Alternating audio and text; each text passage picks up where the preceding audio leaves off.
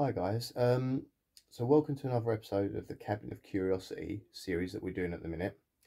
Um, I've got a bit of a confession to make. I'm very sorry, but I fell asleep halfway through this episode. But it's not because it's boring. It's because I'm suffering from a bit of a cold flu thing right now. I'm very run down, and it was quite late last night. I just fell. I must have just blacked out on the sofa. Didn't pass it, but I just drifted off. I could feel myself going a little bit, sort of the eyes shut for a bit, and you sort of miss a bit. So I went back, and then I sort of watched it a bit, and I was like, "This ain't gonna happen." And I just fell asleep. So anyway, this episode, Dreams in a Witch's House, was brilliant. I watched the rest of it this morning, so I did the first half last night, stopped it, but this morning I round back to like where I could properly remember what was going on, and then watched the rest of it, and it is so much better than the previous episode. As you may have watched in my review of the previous episode, I wasn't that fussed about the previous episode. In fact, thinking now, if that was the episode I'd watched first, I might not have continued with the series. But I'm very glad that was not the episode first. Secondly, you might hear my children in the background. They're all running around outside, so I'm sorry if you can hear them sort of shouting and stuff, or CBBS blasting in the background as well.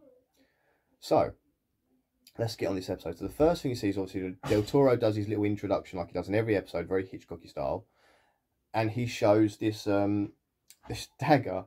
Now the dagger blatantly looked like a magic wand from Harry Potter. Now, obviously, Rupert Grint is in this episode. He's like the main character in this episode. Ron Weasley from Harry Potter. Now, to me, that was too much to have. They refer to it as a dagger, but it literally, if you went to Harry Potter World and bought a wand, it would be that. It was so similar to that. So it was a bit like, oh, that's a bit too in your face. He knows in Harry Potter, you don't have to rub it in. I feel a bit sorry for him because of that, because obviously a lot of the kids from Harry Potter are typecast as so and so from Harry Potter. Daniel Radcliffe has done loads of stuff, but he's still Harry Potter, you know. I don't think he's ever going to get away from it. He probably doesn't want it because it made him millions, so he's probably quite happy with that. But it's one of those things like actors obviously sometimes don't want to be typecast. I think that sadly the connection's always going to be there with all the kids from Harry Potter. So where are we at? Right, so at the beginning of this thing you see these two children, two twins, and the girl sadly dies. And the boy can't get over the fact that the girl has died. That's the simple fact, he can't get over it. We also saw like a little, sort of like a little narration at the beginning from someone saying about how they died and blah, blah, blah. But that voice, it's not our main character. It's a bit of a strange voice to start, but then we find out later on who that voice belongs to. But anyway, so, oh, it's quite freaky. So Rupert Grint is like then grown up, and he's now obsessed with the paranormal and mediums, and he's a part of a paranormal society. And he's trying to, I think it's 1936 this is set. He's trying to work out how he can contact and communicate with his sister that's died. And it's kind of, I'll be honest, a bit of a truth about it. I don't like mediums. I don't agree with mediumship. I don't believe in mediumship. I do think it's all a magic trick. Sometimes very, very good. Sometimes it might be well-meaning, but I don't agree with the idea of taking money and profiting from someone's grief. That's just me. Please don't argue and kick off about that in the comments, because it's just a me personal thing. I just don't agree with it. I don't like it much. But anyway, so yeah, he goes to see his medium beginning, and she does turn out to be a fraud. She does all the classic old school medium tricks on the stage that they used to do back in the day. So now, we know this now, that like this is what he's trying to find out, and he's trying 1,000 different ways to do it. He remembers that when his sister died, he saw a ghost. He actually saw a spirit, and she got sucked into this like triangle-shaped vortex into a wood. So he knows this. So he keeps trying investigations. They're all failing, and the society don't want to pay any more money for him to sort of continue on with his investigations. He works in a bar only. He's not like rich enough, but the society are paying for his investigations to be done. It's like his secondary job. And he's got a friend with him, is sort of like, kind of like a psychic-y friend, but the friend's kind of lost faith in all this anyway, so he's kind of half in and out of like the paranormal stuff. So then we've got poor Rupert Grint, who's still desperately trying to find his sister, and he overhears a conversation in the bar. And they say someone says in the bar, they're talking about other dimensions and traveling to different dimensions. And it's just like Native American looking people, but sort of like modern day Native American, but they're very, very Native American. And they basically end up taking Rupert Grint to like, I'm guessing it's supposed to be one of these like opium bar things they used to have back then. I'm not before we still got them now. I mean, I don't partake in anything like that. I never would. But it's one of those type bar things. They take him to this bar, and they basically sell him this like little bottle of potion. It's from a cactus plant, I think they said. And obviously these things back in the day, they used to like make you trip out and see stuff. But this little thing is apparently supposed to take him to the other world. So he drinks it, and he actually goes to this other world. He actually goes to this forest, which basically turns out to be limbo. It's like that limbo place where souls that aren't ready to cross sort of hang around. So he goes into this limbo forest, as I like to call it, and he finds his sister. And he talks to her for a few seconds, and then he gets dragged out by the vines, because he obviously can't stay there. This potion only lasts so long that he can stay in this realm for so long. But then he keeps taking potion, keeps going back and forward to see his sister more. And on this one time, he sort of goes in there and he comes back out, but he rips her dress. Like she's wearing like a nightshirt, the thing she died in. And he rips the arm part of it and he actually takes it back with him. So he realises she can come back. So he does a bit of research. He goes to, actually, first he goes to his friend. His friend's like, no, I'm not having none of this. I'm not doing this. Stop. And he's worried about his friend because he's now taking drugs to, basically what he's doing is taking drugs to do this. And the paranormal side also kick him out for the same reason. He's taking drugs to communicate with the dead. And they just don't want him to be taking drugs. It's obviously, it's not good for their society image. So they bin him out. So, but he continues on his own. So he basically does a bit of research and finds out there was a witch, or someone that was tried as a witch that could actually travel between realms. So he goes to her house, and then he has, obviously the witch then knows he's there, so, and she has this little creature, and the creature is hideous looking, but it's not like gory hideous. It's basically a rat with a human head, with human features, and it looks so off, but so much like a rat. Like the first time you see it, you kind of see it from back. And I looked at it and thought, that don't look right. And then you obviously see the front part of it, and it's like, it is really bizarre looking. And it's one of those things where it's just enough human to be freaky, but it's a very good design of a creature. So it's this rat, and it basically chews away the electrical cables in this place, this rat. And Rupert Grint goes to bed because he's got no lights, and then suddenly he wakes up with sleep paralysis. Now a friend of mine suffers from this. He's talked to me about this. The idea of you wake up but you can't move, you're literally frozen, and you sort of like, you can just sort of see everything going on around you, but you can't move at all. And that is terrifying. My friend says it is a scary thing to happen. It does happen to him quite regularly, and it's just not very nice. So I obviously understood what that was. And some people that suffer from sleep paralysis, I don't think my friend gets it, but they actually see things. They can kind of hallucinate what happens, like demons and things. So this is where the ghost stories come from. So anyway, so as he's sort of laying there in sleep paralysis, the witch, and she's a, like, I was like, good looking witch, but she's like, it's a creepy, scary, horrible looking witch, but it's kind of not like a human green with like that, but it's kind of like naturey, like, so it's got like the vine, like the roots and twigs coming out of its hair, and it looks fantastic. The way this witch looks is brilliant. I like the design of this witch. So she comes in, she's got these glowing eyes, like fire eyes, and she comes in and she's all creepily walking, like goes to him, and she's like, she realizes that he's a twin, and the link to get her out of the afterlife is twins. They can sort of come through into, they can use them to come through. And her and this rat seem to be linked together. So, oh yeah, quick bit backstory on her. Basically, they said that she was a person who used potions to treat people, but then they tried her during the Salem trials for being a witch. So that's how she ended up that. And they couldn't find the body. They lost the body completely. They hung her, and they went back to get her in the morning, and she was gone. So we know that she's like, this spirit has obviously got a grievance with the world. But also, she's obviously trapped because of what they did to her. She's trapped. So she comes in, and she like sees that they're twins, and that's the link. Apparently, that's the link to bring back. Twins have the power to bring back the dead from this limbo place. So we go there. So then she goes over. She sort of like leaves him be and goes to the door, and like carves this stuff onto the wall. And it's these symbols, and sort of Rupert Grint's character I can't remember his name in it, but Rupert Grint's character can see her do it. So when he wakes up in the morning, he goes and looks at the symbols and realizes that the link is twins. So he decides to then go in and get his sister. So he gets more of this opioid stuff, goes back to the witch's house, drinks it, and then he goes through the portal. Only problem is he brings the witch with him without realizing it, and this causes ripples. Now in the beginning, the Native American Indian people said that you should not cause ripples in this world, but he causes ripples because he's brought the witch forth from the world. And obviously, as soon as he gets there, his sister finds him. She's like, no, we have to go. You have to leave now because, like, you've called ripples. You've got to get out. So the witch is then chasing them through the woods. This little rat guy's chasing with them. And they basically, Rupert Grint says to his sister, run through the portal, just go. And then, like, the witch grabs him. And she sort of, like, kisses him, but it's all sort of, like, vines and stuff are all going over his face as she does it. And she's obviously trying to transfer herself into him. The sister gets about halfway through the portal, runs back and, like, stops it. This episode gets so good now. So the sister stops it and then gets Rupert and both of them, they come through. And then, like, I keep calling Rupert Grint because I can't remember his character name. Rupert wakes up and he's like, sees his sister's laying there, but she's still sort of half ghosty, half whatever.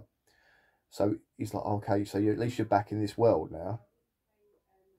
And then with that, they realise it's not over and the witch is coming from still. So they basically, like, start banging, because the witch is coming after them. They're banging on this, like, woman's door next door. And this is a woman we saw previously. And she she paints paintings in these triangle-shaped frames. And they all come true. She's sort of like clairvoyant in a way. And she knows of the witch in the house and the story of this. So then the woman starts showing her paper. She realises that she's actually painted these people. And these premonition paintings, these people are in it. Like Rupert Grint, his sister and all that. And she says that basically that Rupert is going to die before sun goes down. She's foreseen this. And her paintings are never wrong. So the witch then starts coming from again. They run to a church. Because holy ground could sort of, the witch can't come onto holy ground. And the nun is this, like, she's kind of like, and it's very strong sort of, she's like, no, get out, I don't want you guys in here because you've been playing around with stuff you should be playing around with.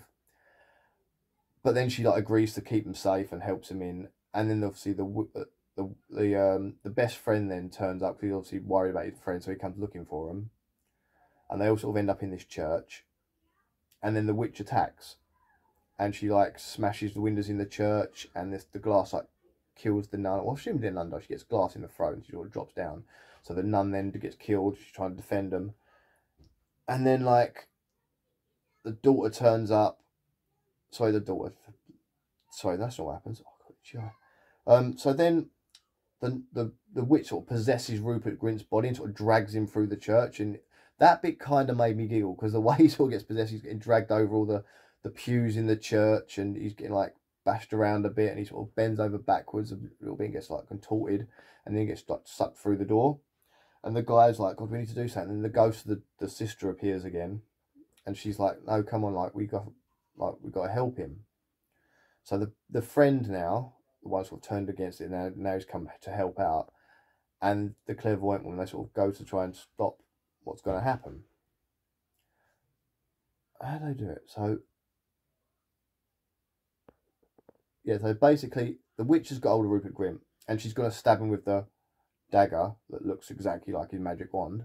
She's going to stab him through the eye of it. And I was like, no. Because we've already seen in the previous episode, the autopsy episode, someone's eye getting slashed. And I'm like, no, not again. Because I don't like eyes getting touched in any way. And you see the wand's getting closer to the eye. She's about to stab him through the eye with this wand. And the sister turns up. And a ghost sister turns up. And she stabs this guy. Stabs the witch with the wand. And it goes into her eye. And she crumbles away. And she's gone. She's dead. So he kills the witch. So we think and we believe that this is done now. This is over. Everything's happy. The sister then says to Rupert Grint, look, I'm okay now. I can go. I can pass on now. I know I'm okay. Let me go. So then he says, but I love you. I wanted you back. She's like, yeah, I know. But now I know I'm okay. Everything's fine. I'm going to go. So she drifts off into the afterlife. We've then got Rupert Grint, like, collapses.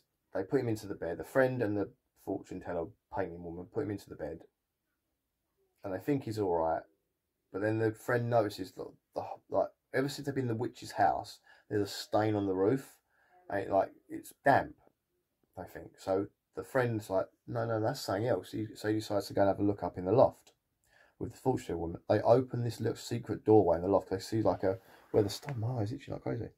They see where the stain sort of leading out of this door in the loft. So they open the door and they find the witch's body. Next to the witch's body, the one that's of the witch's body went missing years ago, next to the witch's body is a rat with a human skull's body. So it's obviously these two are linked in death. Then we go back to Rupert Grint, who starts like going, oh, and he gets this like chest burster scene from Aliens where suddenly the rat bursts out of his body, and it's quite like graphic. The rat sort of comes out, he's like, ha ha, and sort of rat walks around and says like, and the friends like trying to chase the rat and try and kill the rat and that, and then they realise that Rupert Grint is dead, so they're quite sad that Rupert Grint's dead. Anyway, they go, and then the rat comes out again, and he goes back into Rupert Grint's body. And he takes over the body. So now the rat is in the dead body of Rupert Grint. And he says, and that's the voice we heard at the very beginning, saying about my death and life. So obviously the rat must be in some sort of spirit. The rat with the human head must be in some sort of spirit that's gone into Rupert Grint and now possessed Rupert Grint's body. And now he has a body. That was what he wanted. He wanted to live again. So that's the thing. So the rat ends up winning. Then Rupert Grint stands up, walks out. Now he's possessed. He's got a different voice. He's got the other guy's voice. And he sort of like realizes blood in his shirt, so he covers it up with a scarf. And he just walks off. And he's like king of the world. He's just walking off, looking around like, yeah, this is great. I've now got a new body. And he goes and sort of like, you see him still like kick some guy's stuff over because he's just like, yeah, whatever. And he grabs an apple and he's like, and he says, like, I'm going to use this until this body's done. And I thought that was great because it's kind of like the villain kind of wins, but it's not the witch villain, is the other guy, and it's not a happy ending, but it kind of is for him. It's a weird, but it was a great story from start to finish. I love the look of it.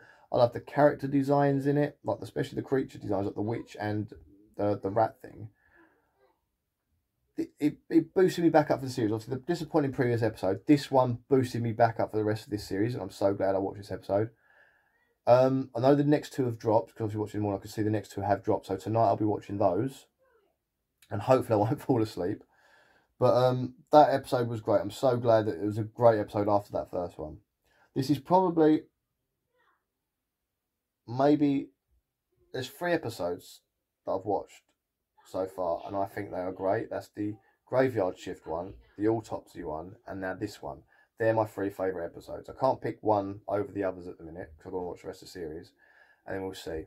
One thing I will say about this episode that I did kind of find annoying is Rupert Grint's accent in it, because obviously he puts on an American accent for this, and obviously we all know Rupert Grint's voice, and it wasn't his voice, and it was kind of like annoying. It's kind of like, I feel the same when watching Benedict Cumberbatch in the Marvel movies, because he puts on this like American accent as Doctor Strange. And it kind of annoys me because I'm very familiar with Benedict Cumberbatch's natural voice. And I think he's got quite a good voice. So it's a shame that they changed it for the film. And it's the same with Rupert Grint here, is that voice kind of annoys me a bit. And I suppose him getting dragged out of the church kind of made me giggle, which kind of isn't the tone of the rest of the thing. It's quite a sad story. But that kind of made me giggle a bit, him getting possessed and dragged out of the thing. So I do think this is a great episode. And I'm glad that they did this episode. So anyway, guys, I'm sorry it came a bit late, and I'm sorry that I'm a bit like tired today, and you might hear the children in the background and stuff. But let me know what you thought of this episode, and let me know if you enjoyed this episode, and have a bit of discussion about it in the comments if you want. I'm quite happy to do that. 2 more to go, the last 2 episodes. So I'm really kind of looking forward to this. I'll say last 2 episodes, but then Sandman did the amount of episode, then dropped my son's now crying. Dropped an extra episodes later on, so I'm hoping they kind of do this. So I hope on Halloween night they might drop something extra. I'm kind of hoping it's like a little Halloween tease, like a little thing going to happen there. But I can't wait for the next 2, and we'll see you tomorrow night. All right, later guys. Have a good one. Oh, let's see what it's...